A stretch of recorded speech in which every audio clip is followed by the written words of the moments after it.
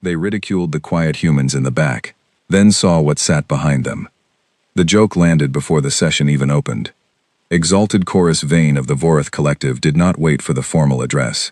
He made his remark at the threshold, while the last delegates were still finding their seats, while the environmental systems were still cycling the atmospheric blend to something tolerable for 17 different respiratory arrangements. He said it the way powerful beings say things they do not consider dangerous, lightly, with a smile, to 3 colleagues close enough to hear, and then loud enough that a few more could catch the tail of it. He said the small family in the back had come a very long way. He said he hoped they were learning things.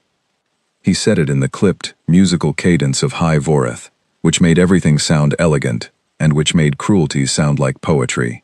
The 3 colleagues laughed, then 4 more, who had heard the echo of it and understood the shape without needing the words. Then, rippling outward through the gallery, the polite, knowing laughter of a room that understood exactly who held the weight in it and who did not. I laughed too. I am recording that here because I will not pretend otherwise. I am Threnody, Senior Diplomatic Attaché of the 3rd Caliph Delegation, and I have spent 30 years in rooms like this one, and I have learned, as all careful diplomats learn, that the safest laughter is the laughter that costs you nothing and aligns you with the room. I laughed. It was easy. It required nothing from me. Then I looked at the back row. The human delegation had 8 members. They sat in the observer section, which the convocation's ancient seating protocol placed at the rear left of the gallery, adjacent to the Dune environmental pod, and beneath the secondary atmospheric vents. It was not a comfortable location. The light there was dimmer. The acoustics made the formal addresses slightly harder to follow. Species in the observer tier were expected to watch and absorb and remain appropriately grateful for the access. The humans sat in those seats, and they did not react. Not in the way I expected, which would have been the careful blankness of beings managing humiliation, not with the performed dignity that costs something to maintain, not with the stiff posture of creatures swallowing anger. They simply sat there. One of them was reading something on a datapad. Another was speaking quietly to a colleague, head slightly bent, the way people talk when they are continuing a conversation they had started before they arrived. The one in the center, a stocky man with gray at his temples and the kind of face that has apparently decided to stop being impressed by things, was opening a thermos. He poured something dark and steaming into the cap of the thermos. He drank it. He looked at the room the way a person looks at a river they have seen before. His name was Marcus Webb. I would learn that later. At that moment he was simply the man in the back row with the thermos, which was already somehow the strangest thing in the room, and the room contained 17 species, 6 of which breathed things other than oxygen. I filed my laughter. I noted it. I moved on. This is what I do. I catalog. I observe. I file. 30 years of filing things has made me very good at the job, and occasionally very slow at the truth, and I did not know that yet, or I had not let myself know it, which is a different thing. The session opened. Exalted Chorus Vane gave the formal address from the primary dais, which the Vorith had occupied by tradition and by the simple mathematics of having the largest number of warships for 4 consecutive centuries. He was eloquent. He was gracious. He welcomed all delegations, listed the agenda items, and made one further reference to humanity's presence, calling it a promising step in their development, and expressing the convocation's hope that the observer experience would be illuminating for their young species. Young species. Webb, across the gallery, sipped from the thermos cap. He did not look illuminated. He did not look young. He looked like a man who had been to many meetings. When the session broke for the first interval, I crossed to the beverage station near the eastern corridor, because I needed something to do with my hands. This is a habit I have developed over decades of diplomatic work. Motion creates the appearance of purpose, and purpose prevents people from asking you things you are not ready to answer. He was there. Not at the station, near it. Standing to one side, thermos in one hand, looking at nothing in particular with the focused attention of someone thinking about something they haven't decided yet.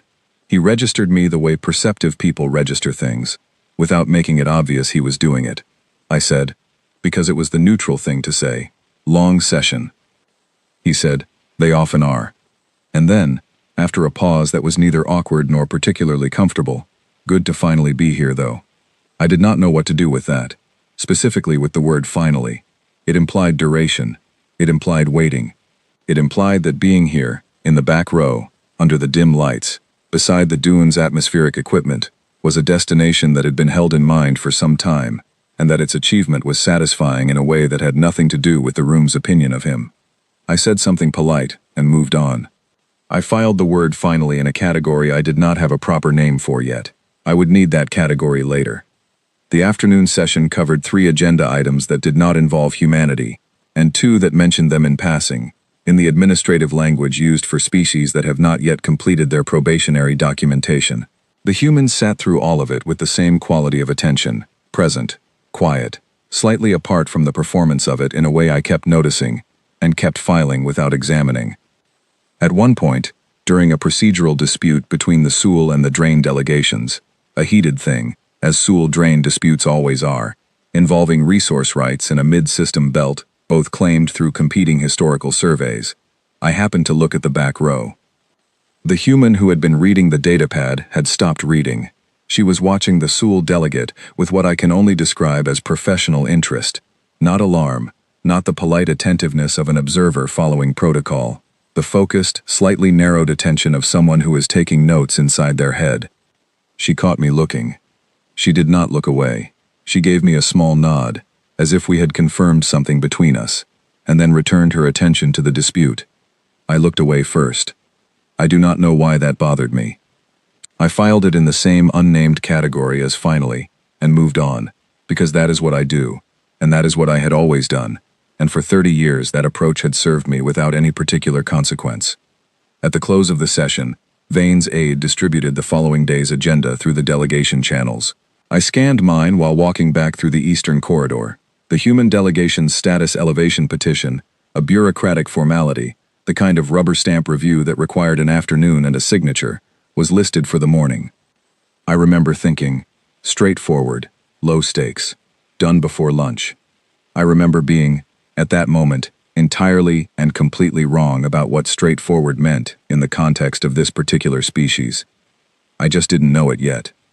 The evening was quiet. I worked through correspondence, reviewed the following day's meeting schedule, and made my notes in the observation journal that all senior attachés are required to keep. The notes from that first day were orderly and largely unremarkable. At the bottom of the page, I wrote one thing that was not orderly and not unremarkable. I wrote, "They did not react to the joke the way species react to humiliation." And then, beneath it, "Why not?" I closed the journal. I told myself it was a minor curiosity, a footnote, a thing for the unnamed category. I was lying to myself, which is also something I had learned to do very well over 30 years, and which would not work much longer. The petition review was scheduled for 9 in the morning, standard convocation time, which in practical terms meant 6 delegates sitting around a secondary table in conference room 4, while a mid-tier bureaucratic process completed itself over refreshments. I had run 17 of these reviews in my career. They lasted 90 minutes on average, and produced nothing except the correct stamps on the correct forms, and a mild sense of having done the administrative work of civilization. I arrived 4 minutes early, as I always do. Marcus Webb was already there. He was sitting at the far end of the secondary table with a folder of documents arranged in front of him, actual printed documents, physical paper, which no one had used in formal diplomatic settings for about 60 years, across most of the convocation's member species. The anachronism was so complete, it briefly stopped me in the doorway. He looked up. He saw me stop. Something in the corner of his expression acknowledged the paper without commenting on it. "Morning," he said. "Good morning," I said, and sat down, and opened my datapad, and began the proceedings. The review itself was routine. Humanities Observer petition was properly filed, correctly formatted, and supported by the required documentation. Trade manifests, population census figures, verified technological assessments, and the signed testimonials of 3 current member species who had agreed to sponsor the application. Everything in order, everything clean. Too clean, some part of me thought, and then I filed that thought somewhere I would not have to look at it immediately. 40 minutes in, one of my junior colleagues found a procedural error. Not a significant one, a form filed in the wrong sequence, which happened often enough that the correction procedure was itself standardized. There were 2 ways to fix it. One required a 3-day processing delay. The other required the senior attaché present to authorize an expedited review. I was the senior attaché present. Webb waited while my colleague explained the two options. He did not look impatient. He did not look concerned.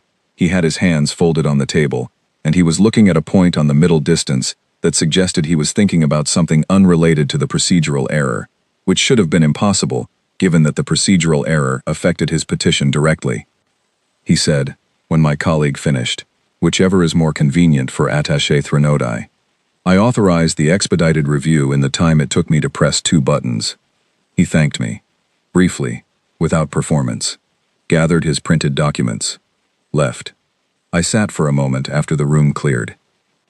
I opened the intelligence reports that had come through the morning channel, standard daily intake, the kind of broad surveillance data that flows automatically through the convocation's observation apparatus, most of it unremarkable, all of it technically my responsibility to review. The scan report from the night before was third in the queue.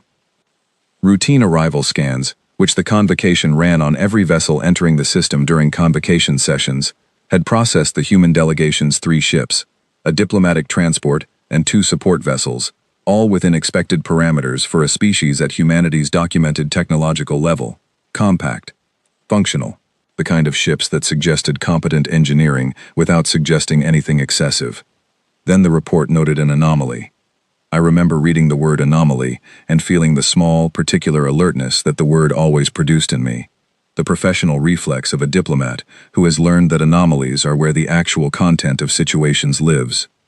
The anomaly was a drive signature, trailing the 3 human ships, not attached to them, not docked or tethered, sitting at the outer edge of the system's sensor range, at a distance that put it well outside the convocation's immediate perimeter, but inside the system, inside the space that was, by any reasonable reading of interstellar protocol, the convocation's controlled zone during an active session. The signature did not match any vessel in the human delegation's filed flight manifest.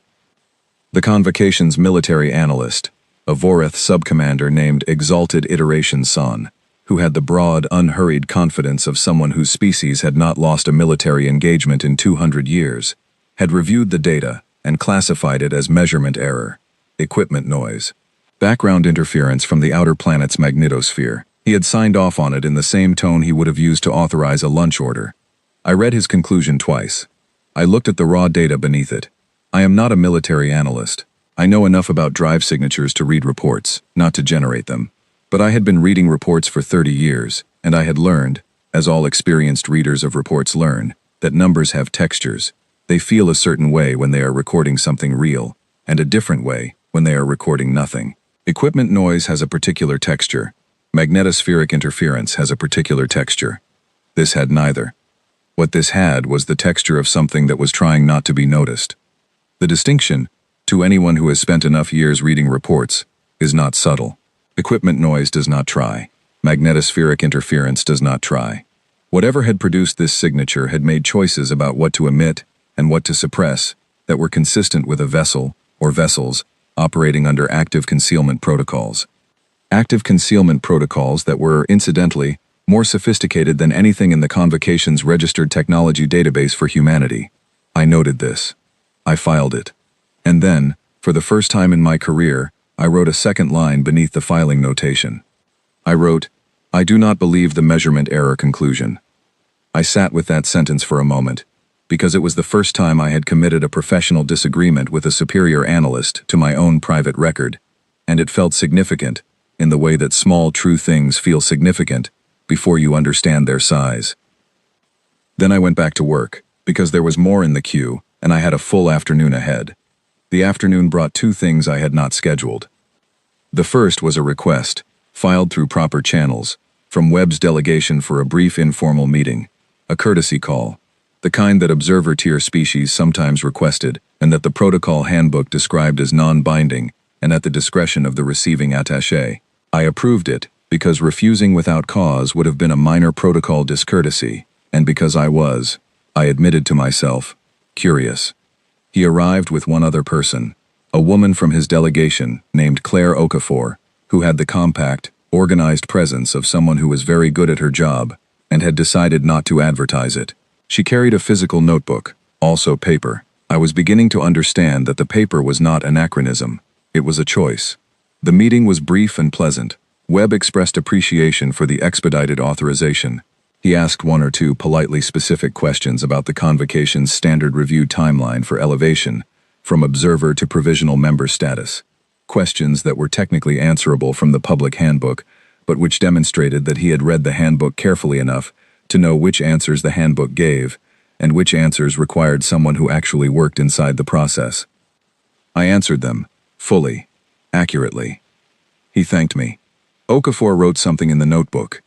"You read the handbook carefully," I said, because I could not help it. "We had time," he said. 40 years, I said. I meant it lightly. He looked at me. "About that," he said. Nothing in his tone changed. Nothing in his expression changed. But something in the quality of the words, the weight they had, the specific steadiness of them, made the back of my awareness stand up very straight. Then he thanked me again and left.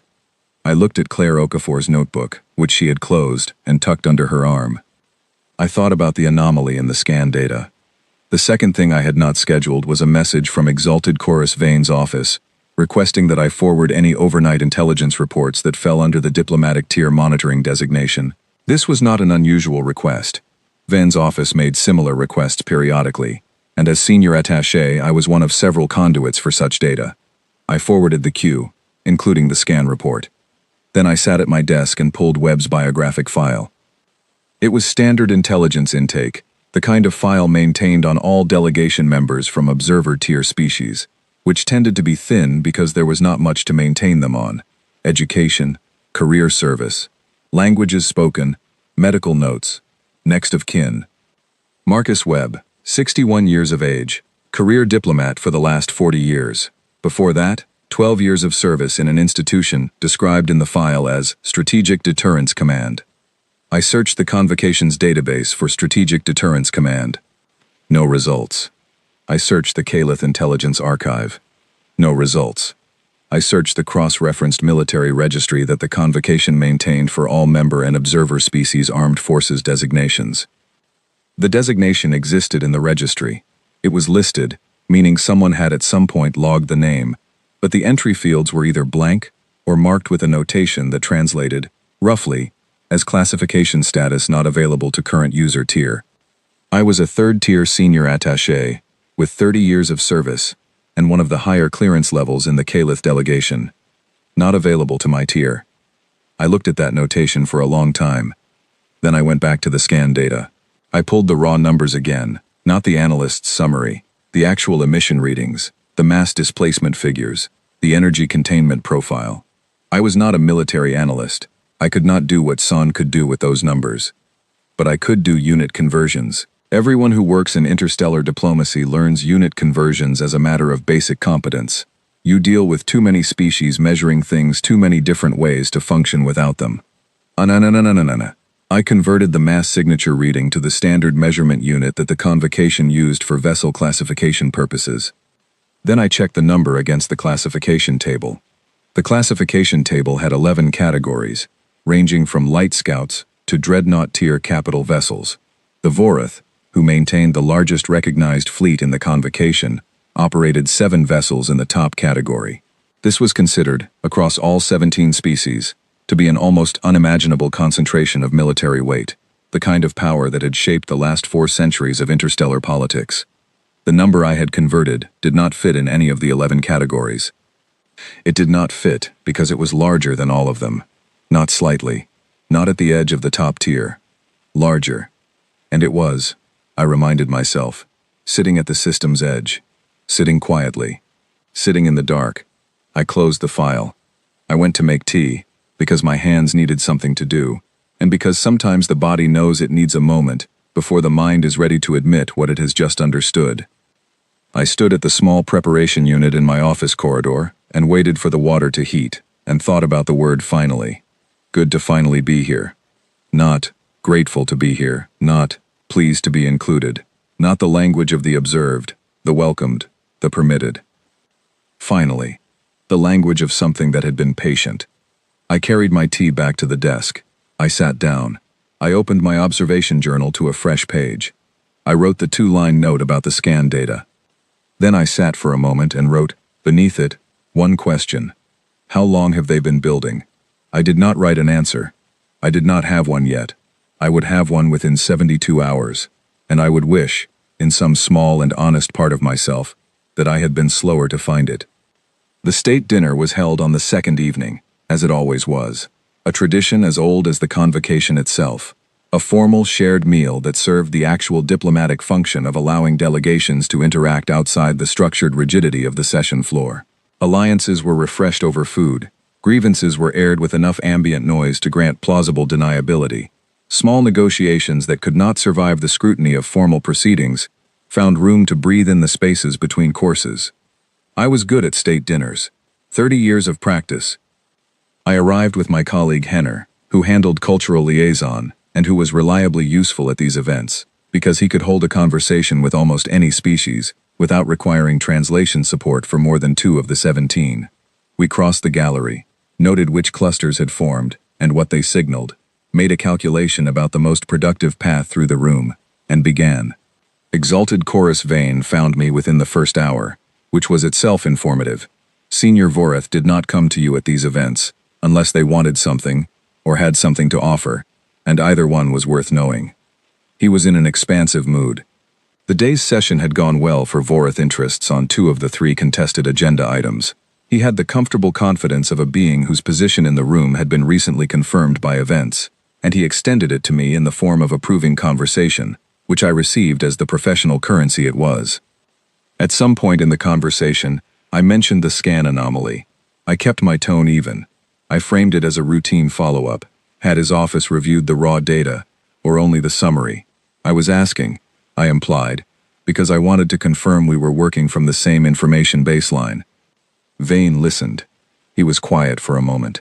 The Voreth, as a species, are not given to silence. They speak the way they move, with deliberate occupation of space, filling it as a statement of presence. A pause from Vane was notable enough that I tracked it. He told me the analyst's conclusion stood. Measurement error. He said he had reviewed the human trade manifests personally, years ago, and run independent assessments of their industrial capacity. He said the mathematics was clear. Humanity could not produce what that signature suggested. Could not. The word carried the kind of absolute weight he reserved for things he considered beyond reasonable dispute. Cannot, I said. Mathematically, he said. He moved on to speak with a drained delegate.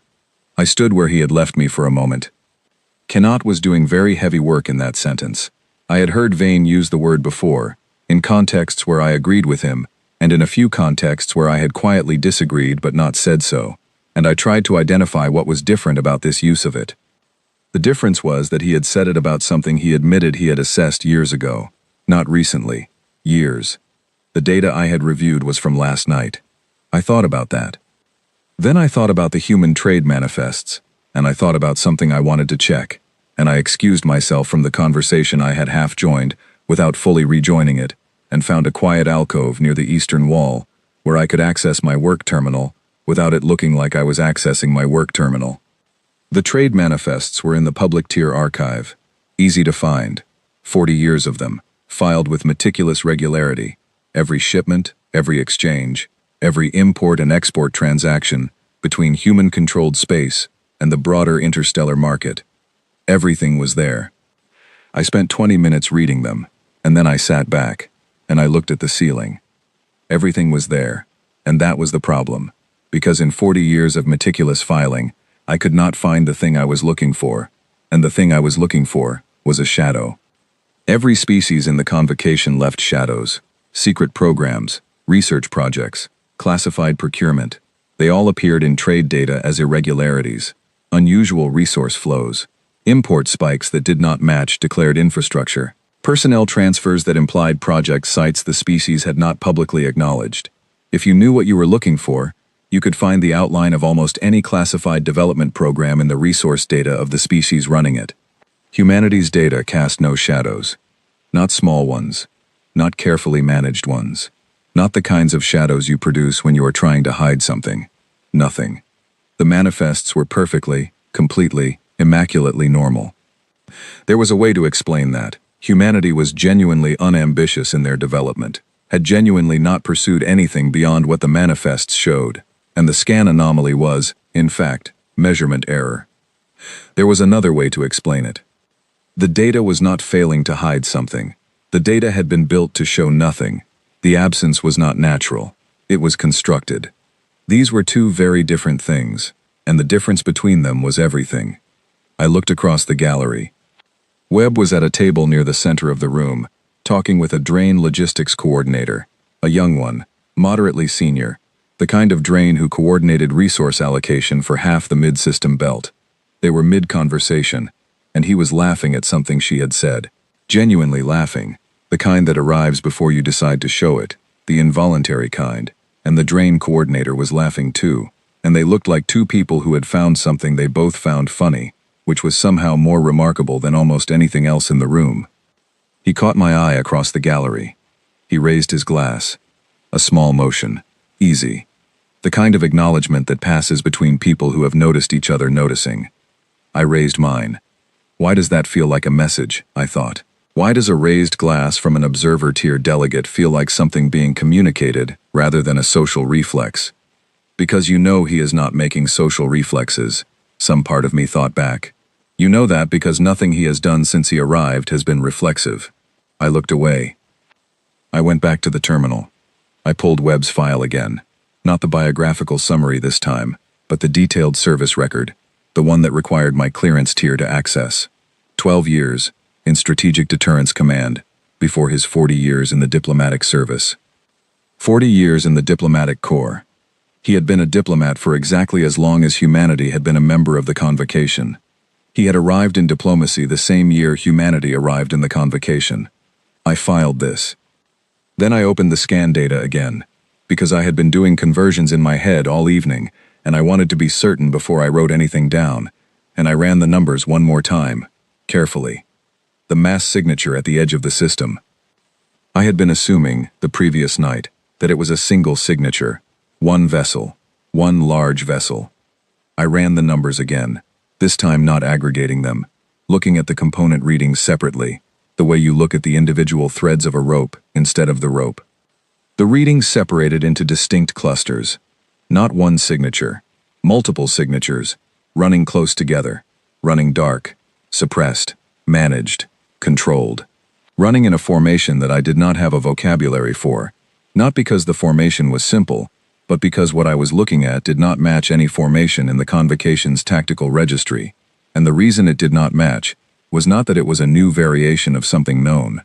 It was that it was a scale of something that the registry had never needed to account for.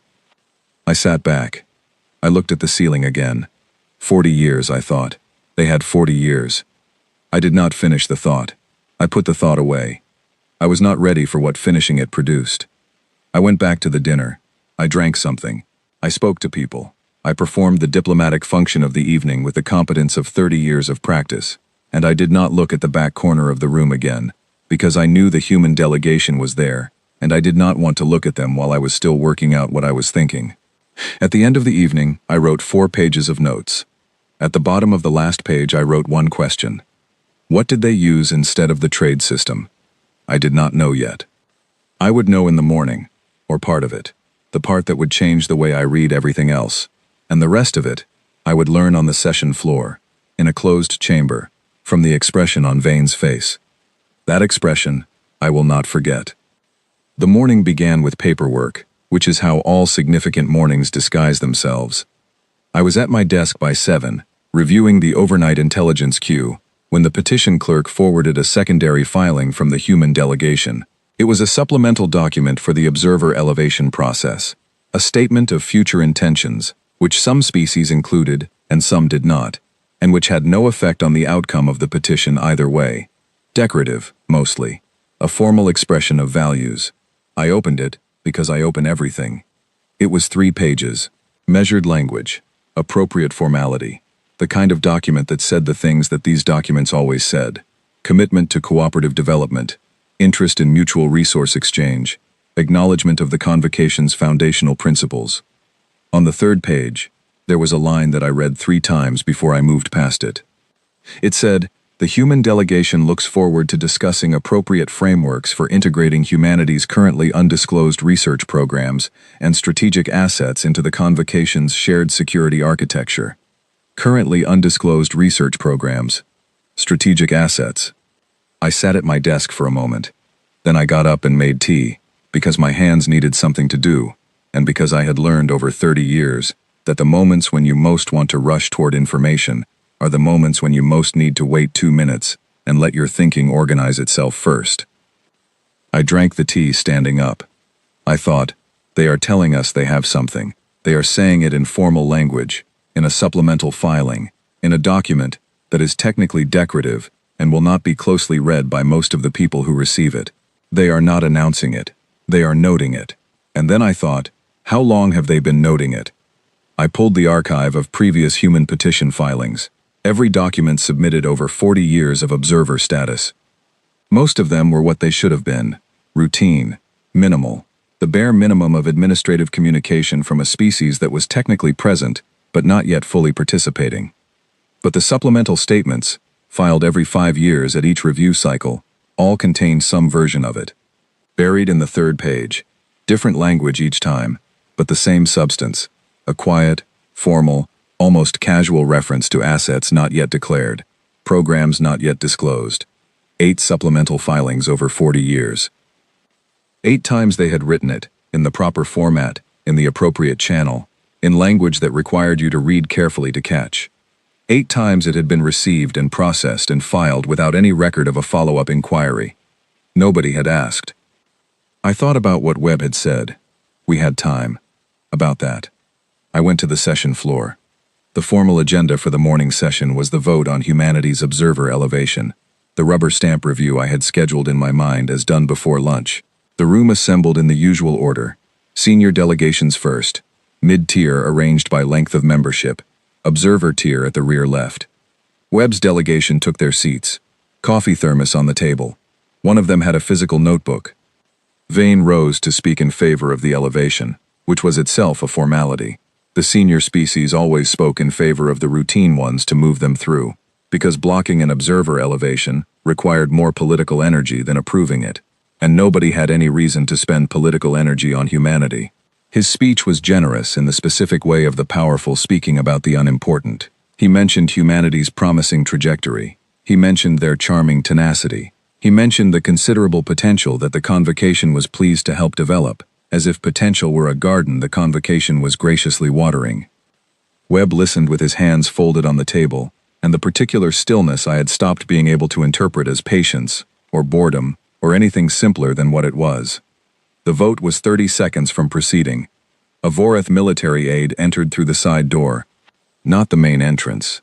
The side door, which was for staff use, which meant the aide had moved through the staff corridor, at something close to the physical maximum his species could manage, without losing dignity, and had judged that speed more important than protocol. He crossed the floor to Vane. He leaned down and spoke for approximately 7 seconds.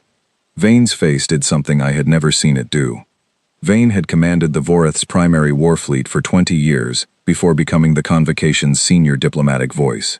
He had been present at the Dren incursion, at the Sul secession crisis, at the resource conflict called the Hollow War that had killed, by various estimates, between 60 and 100 million beings across 3 systems.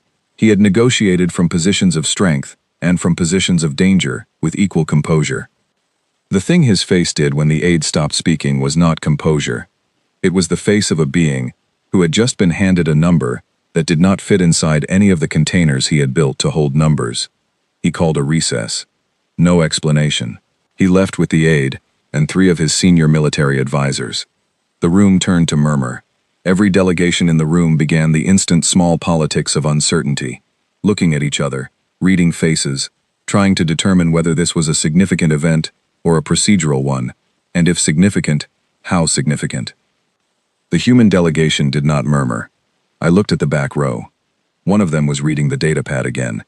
Another was speaking quietly with a colleague. Webb had his hands folded on the table.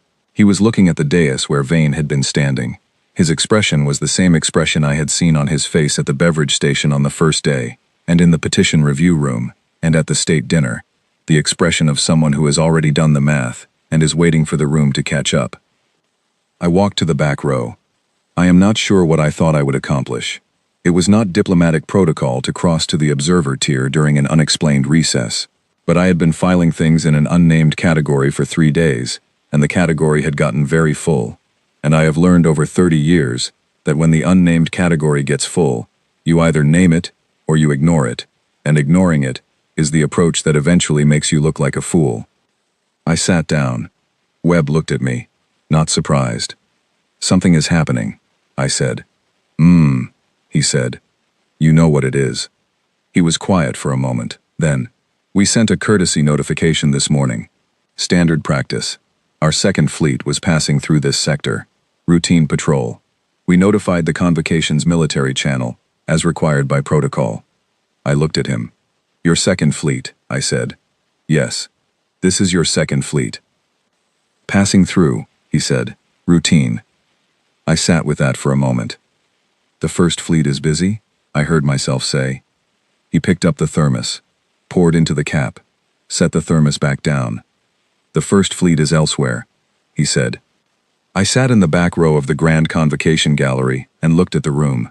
17 species, centuries of accumulated power, the architecture of a civilization that had organized interstellar space for 400 years, and felt the entire thing shift, very slowly, like a very large ship in a current it had not felt until just now. "How many?" I said. "Fleets?" "Yes." He looked at the dais. "That number is part of what we'd like to discuss," he said. "When the convocation is ready."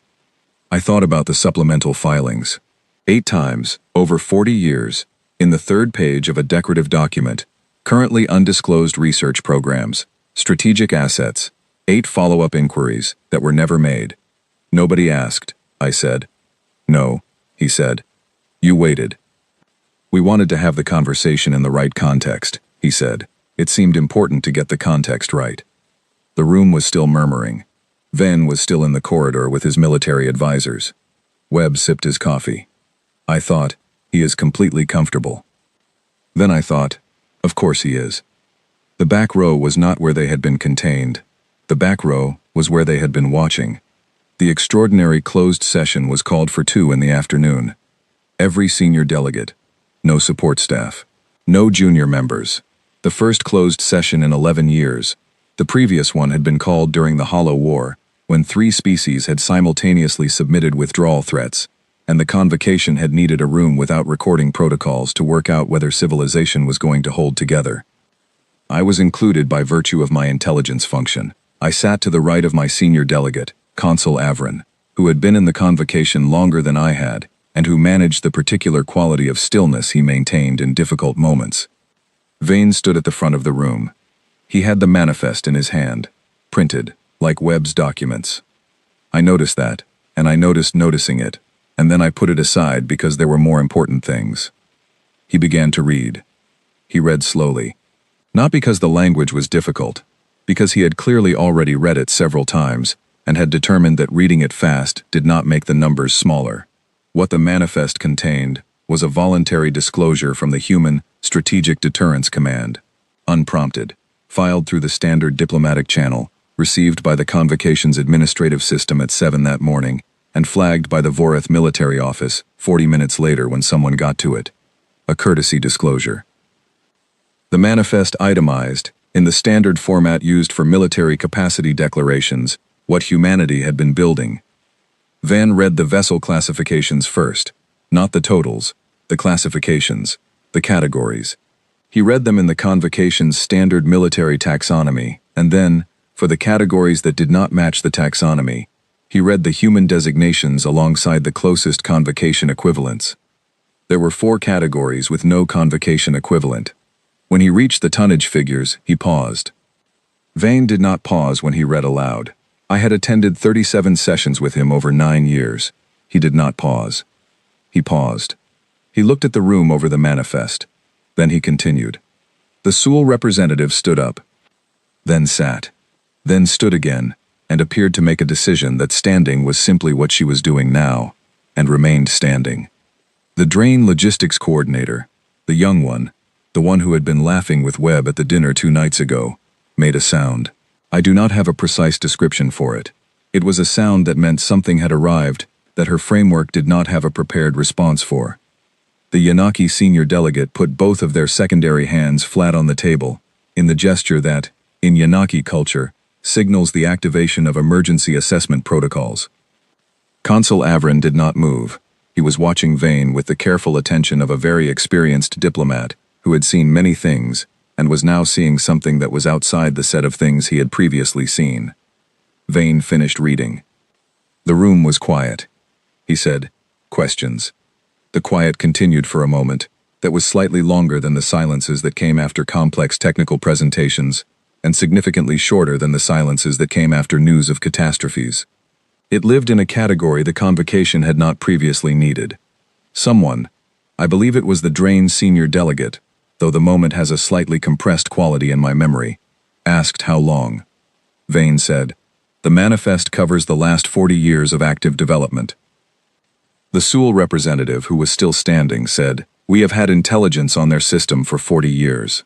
Yes," Vane said. "We have filed assessments. We have conducted surveys. Yes. And our assessments," she stopped. "We're working from the information available to us," Vane said, and there was something in his voice that I had not heard in it before, not quite humility, the shape of something that was preparing to become humility, when it had finished processing everything else first. "They showed us what they chose to show us," Avrin said quietly, beside me. It was not a question. "Yes," Vane said. The room processed this. I thought about the trade manifests.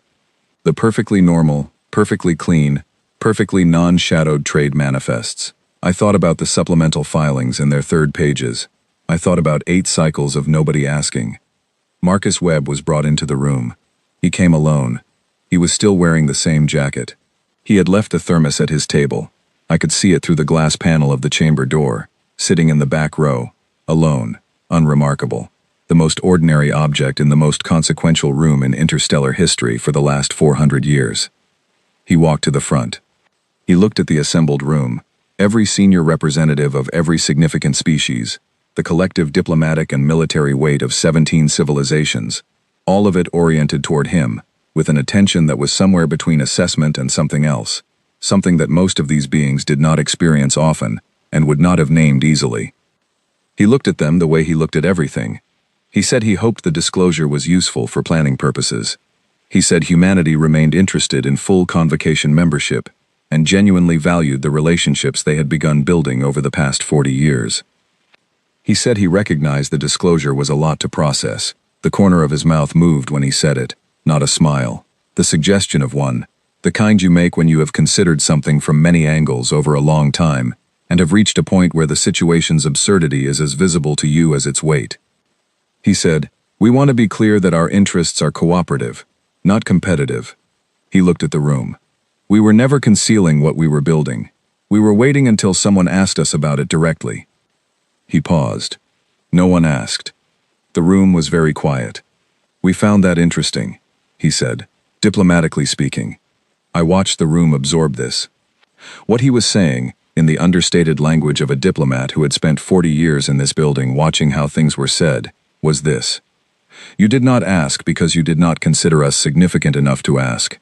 You looked at us and saw something small and provisional and manageable, and you filed us accordingly. And while you were filing us, we were building, not in secret, right there, in plain sight, in the trade data, in the manifests, in the supplemental filings you received and processed and did not read carefully. You did not ask because the question did not occur to you. And we waited because we wanted you to know, when the moment came, that the question had always been available. Nobody asked." Vane said carefully, "The convocation would welcome a full bilateral discussion of the disclosure and its implications." "Of course," Webb said. "We're available whenever suits." He thanked the room. He left. The door closed. The room remained very quiet for a moment longer, and in that moment, I was aware of something shifting, not suddenly, not dramatically, but with the slow, irreversible quality of a very large thing that has been in motion for a long time and has now become visible. 400 years. The convocation had been the organizing structure of interstellar civilization for 400 years. Its architecture, the seating arrangements, the status hierarchies, the polite jokes at the beverage station, the back row with the atmospheric vents. had been built on the assumption that the beings inside it could be properly sorted, that the measurement of a species, taken at the right intervals with the right instruments, produced a reliable result. What humanity had spent 40 years demonstrating, without announcing, without demanding acknowledgement, was that the assumption was wrong. Not violently wrong, not aggressively wrong, quietly wrong.